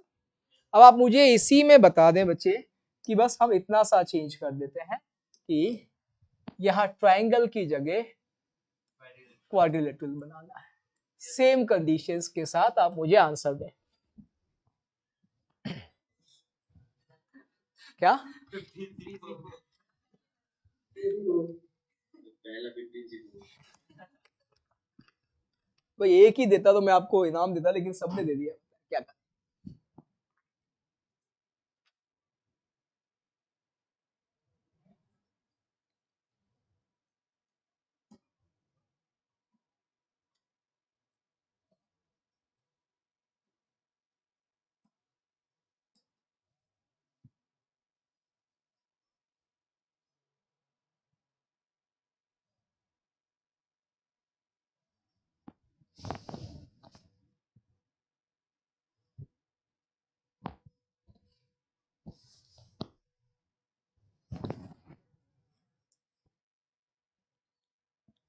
तो दूसरा 15/4 into 10 से बिल्कुल सही, वो तो कॉन्सेप्ट समझ में आ गया, तो अब आप उसका आंसर कर देंगे, वही है क्वेश्चन। बस अब 3 की जगह 4 का करना है। चेक कर लेते हैं बेटा। पहले तो हमें एक पॉइंट सेलेक्ट करना है, उसकी कितनी चॉइस, हमेशा इसी प्रोसेस को याद रखेंगे, कभी एरर नहीं होगी। 15। इसके बाद हमें पता है कि एक तो जो सेलेक्ट किया है, 2 उसके पड़ोसी गए, बचे कितने? 12। अब इनमें से कितने और सेलेक्ट करने? 3, क्योंकि हमें 4 करने थे सेलेक्ट, तो 3 और करने। कंडीशन क्या है? कोई 2 एडजेसेंट नहीं होने चाहिए। तो कैसे करोगे बच्चे कि बचे हुए 12 में से आपको 3 सेलेक्ट करने हैं, तो पहले 3 बाहर किए, गैप काउंट किया एक ज्यादा, जितने बाहर किए उतने सेलेक्ट कर लिए, अपॉन 4 करना ही है, वो आपको रीजन पता है। एक का सिलेक्शन किया बच्चे, हमने एक ऑब्जेक्ट सेलेक्ट किया, तो वो तो गए, उसके दोनों पड़ोसी भी तो गए, बचे कितने? 12। और वो किस में? लाइन में। ये किया ना, यहाँ किया था ना हमने, ये n-3 लिखा था मैंने, कहाँ लिखा था? गायब हो गया वो। अच्छा आगे वाले पेज पे यहाँ ये लिखा, ठीक है, ये आ गया आंसर। अब जो भी आ रहा है वो कितना आ रहा है देखो आप। हाँ अच्छा, +1 नहीं लिखा हमने, +1 प्लस तो लिखा था, 1 नहीं लिखा है, तो 10c3 आ गया। 15/4 इंटू 10c3।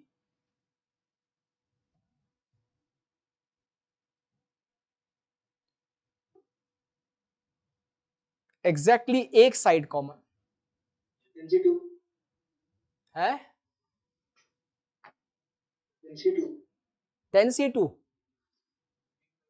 नहीं सर 15/2 11 देखो कॉन्सेप्ट सीखने का फायदा ये होता है फॉर्मूले की जगह कि आपको सारी चीजें क्वेश्चन में कैसे भी चेंज करें, आप आसानी से इंटरप्रेट करके निकाल सकते हैं। अब क्या करना है? एग्जैक्टली एक साइड सेलेक्ट करनी है, तो हमें पता है पहले तो एक साइड का सिलेक्शन कर लेते हैं जो कॉमन है, उसका तरीका 15c1, ठीक। इसके बाद जैसे आपने एक साइड का सिलेक्शन किया बच्चे, ये 2 तो गए, ये दोनों पॉइंट भी गए, गए नहीं गए? अब आपके पास कितने पॉइंट बचे? 11। 11 में से अब आपको कितने का सिलेक्शन करना है? 2 का, क्योंकि अभी आपने एक साइड सेलेक्ट किया थी, 2 वर्टिक्स सेलेक्ट कर लिए, 2 ही पॉइंट आपको सेलेक्ट करने हैं, दोनों एडजेसेंट नहीं होने चाहिए, ठीक है ना, दोनों एडजेसेंट नहीं होने चाहिए। तो लगा देते हैं यहाँ पर, कितना बताओ? 11 - 2 + 1 c2, यही होगा। अब इसमें हाँ कुछ बाय तो नहीं करना है, बिकॉज ऑफ आपको पता है यहाँ तो आप क्या करते हैं? साइड का सिलेक्शन कर रहे हैं, यहाँ पॉइंट का सिलेक्शन कर रहे हैं, इसलिए डेफिनेटली रिपीटेशन या सीक्वेंस काउंट नहीं हो रहा है। तो यही हमारा आंसर, लास्ट वाला, 2 साइड कॉमन,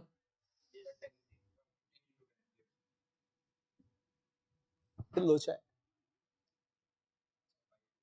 ना, 2 साइड का selection, 2 side common, adjacent side common है, आमने सामने वाली कॉमन है, गेम है यहाँ पर।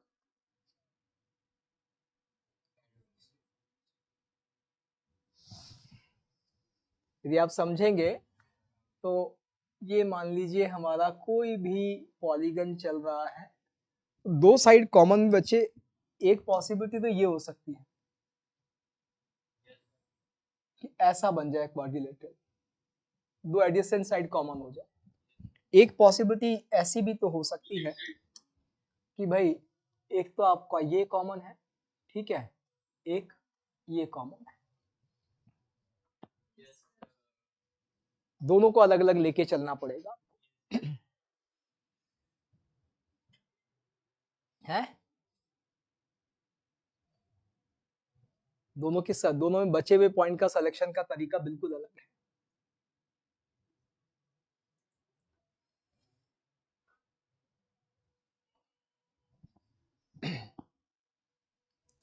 पहले तो हम एडजेसेंट साइड कॉमन है वो वाला केस निकाल लेते हैं, केस 1।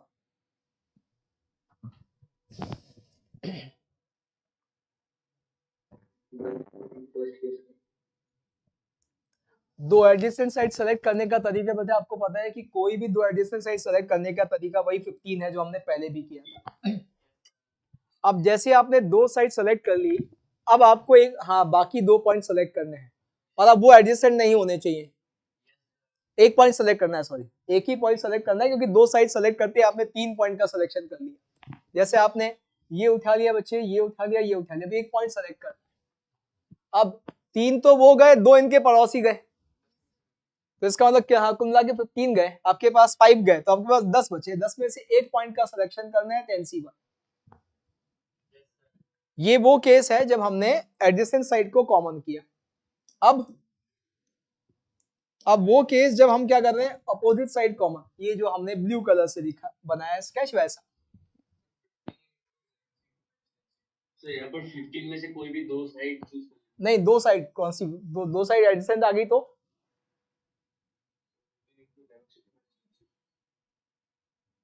सर मैथमेटिकल से हमारा है, लॉजिक है सर, उसमें दो साइडें सिलेक्ट कर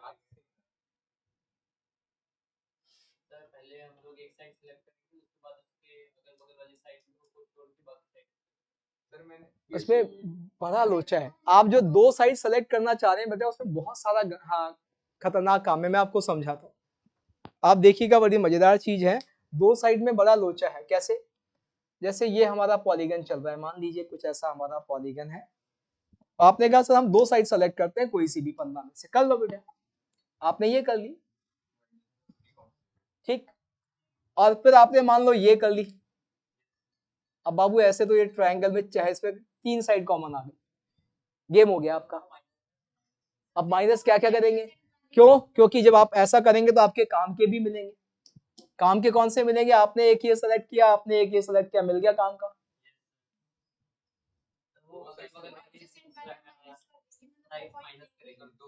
एडजेसेंट तो हमने सेलेक्ट ही नहीं करी ना बेटा, भाई हमने एडजेसेंट कोई सेलेक्ट करी थी, यहाँ एडजेसेंट तो आ गई वो। बाबू एक और चीज, ये वाला जो है ना, ये वाला एक और तरीके से माइनस हो गया आपके उस केस में। कब माइनस हो गया? जब आपने दो में से पहले ये दो करी थी, और ये दो करने में सारे नहीं है, ये दो करने में ये भी बन रहा है, लेकिन ये भी बन रहा है। बहुत हौच पौच है मामला। आप निकाल से ऐसे माइनस प्लस नहीं कर सकते।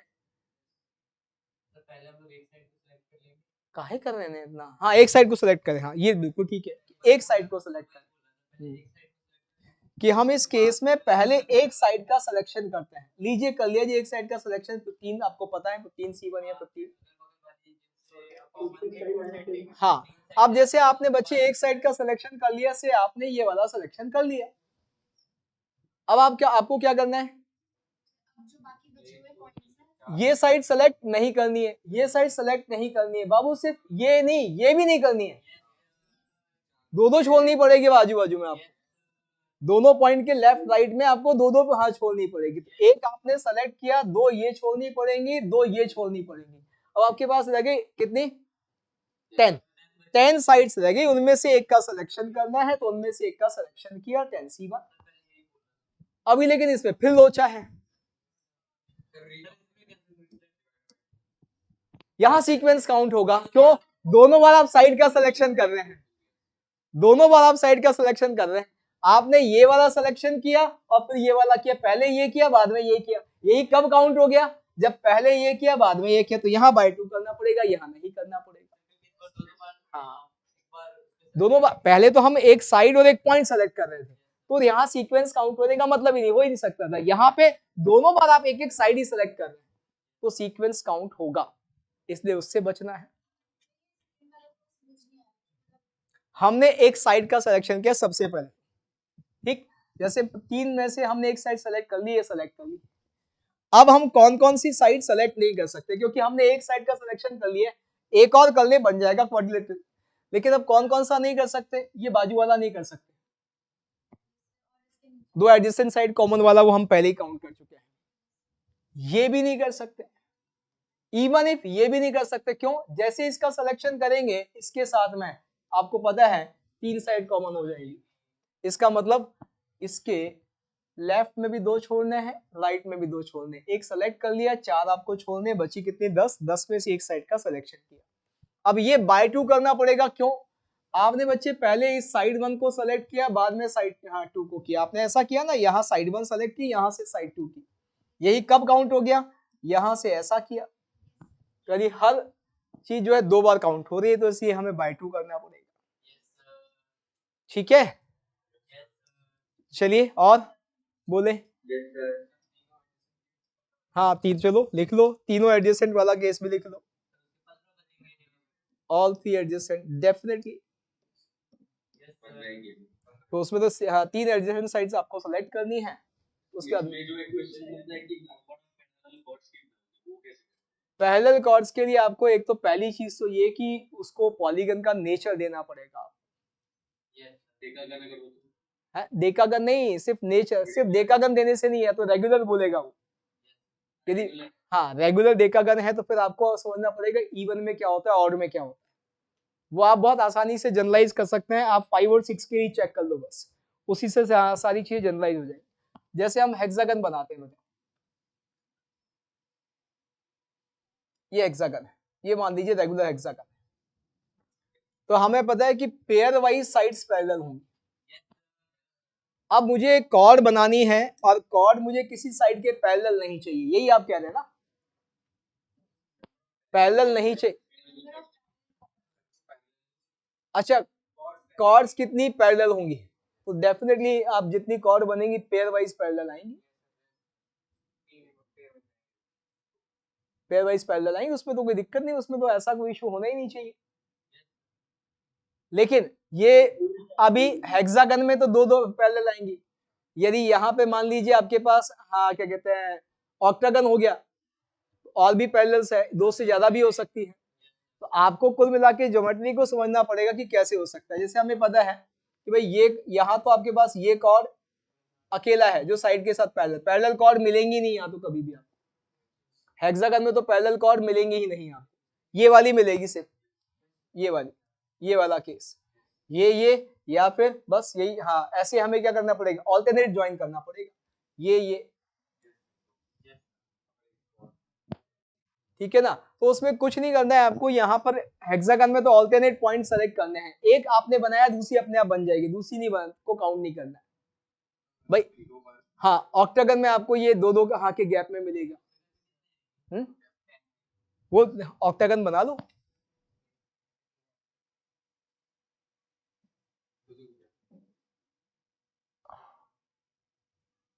भैया ऑक्टागन जो है बनाने में दिक्कत होती है ना, देख लेना। ठीक है ना। अब यहाँ पर आपको देखना है कि भाई कैसे आपको कितनी पैरेलल कॉर्ड्स, तो ऑल्टरनेट में मिलेंगी आपको, ऑल्टरनेट ज्वाइन करेंगे तो जैसे आपने इनको ज्वाइन किया तो डेफिनेटली आपको मिलेगी, कौन सी मिलेगी, ये मिलेगी इसके पैरेलल, और साथ ही साथ ये भी मिलेगी, 3-3 का पेयर मिलेंगे इस केस में। हाँ ऑल्टरनेट ज्वाइन करते जाओ, आपको मिलता जाएगा। आपको हाँ मतलब छोड़ते जाने हैं, ठीक है ना। एक पॉइंट छोड़ने वाले, 3 पॉइंट छोड़ने वाले, 5 पॉइंट छोड़ने वाले, सब सेम आएंगे, सब कहाँ पैरेलल आएंगे। जैसे इन दोनों में क्या हुआ है, 1 पॉइंट बीच में छोड़ा है, पर इसमें क्या हुआ, आपने 3 पॉइंट बीच में छोड़े। तो जब आप ऑड नंबर में पॉइंट बीच में छोड़ेंगे तो आपको पैरेलल मिलेगी, इवन में छोड़ेंगे तो भी आपको पैरेलल मिलेगी। जैसे इवन वाले केस में आप समझ लो, जैसे मान लो मैंने 2 पॉइंट बीच में छोड़ दिए बेटा, ये 2 पॉइंट बीच में छोड़ दिए, ऐसे यहाँ भी मैं 2 पॉइंट बीच में छोड़ देता हूँ, मान लीजिए कोई भी, ये लीजिए मैंने 1 पॉइंट ये छोड़ा, 1 पॉइंट ये छोड़ा, ये आ गया, तो पैरेलल आएंगी। ठीक है, 2 वाली भी आएंगी, 4 वाली भी आएंगी। तो ये ध्यान रखना है कि जितने नंबर ऑफ पॉइंट्स है उसके हिसाब से आपको जो आप 2 पॉइंट सेलेक्ट कर रहे हैं उनके बीच में गैप जो है वो इवन नंबर में होगा तो सारी कॉर्ड पैरेलल आएंगी, ऑड नंबर में होगा तो भी सारी पैरेलल आएंगी। ठीक है ना, ये ऐसे काउंटिंग होगी। ठीक, हो गया फिर, चलिए आज के लिए इतना ही, कल करेंगे हम, कल नया चैप्टर शुरू कर दें 12th वाला भाई, ठीक है। तो कल से हम जो है हाँ रिलेशन फंक्शन जो है हम कल से शुरू कर दें, ठीक। तो कल से हमारा 12th वाला पार्ट शुरू करें, ठीक। हाँ जी बोले बेटा।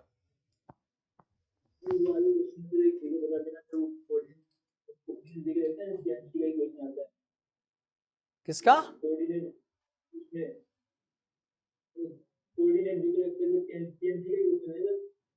कोऑर्डिनेट में पीएनसी का क्वेश्चन,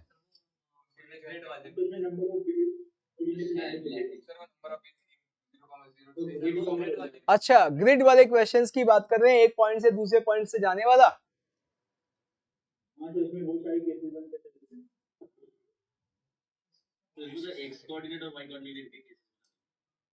एक्स और वाई कोऑर्डिनेट, आप कोऑर्डिनेट बोल रहे हैं कब ग्रिड बोल रहे हैं, मुझे अलग अलग लोग अलग अलग बोल रहे हैं। ग्रिड ग्रिड वाला बता देंगे, कोई बात नहीं, उसमें केस वाला ही बता देंगे आपको। हाँ नंबर ऑफ वेज बता देंगे, तो आइडेंटिकल ऑब्जेक्ट्स का अरेंजमेंट है, कुछ भी नहीं है, ठीक है ना, कोई नहीं बता देंगे आप, ठीक।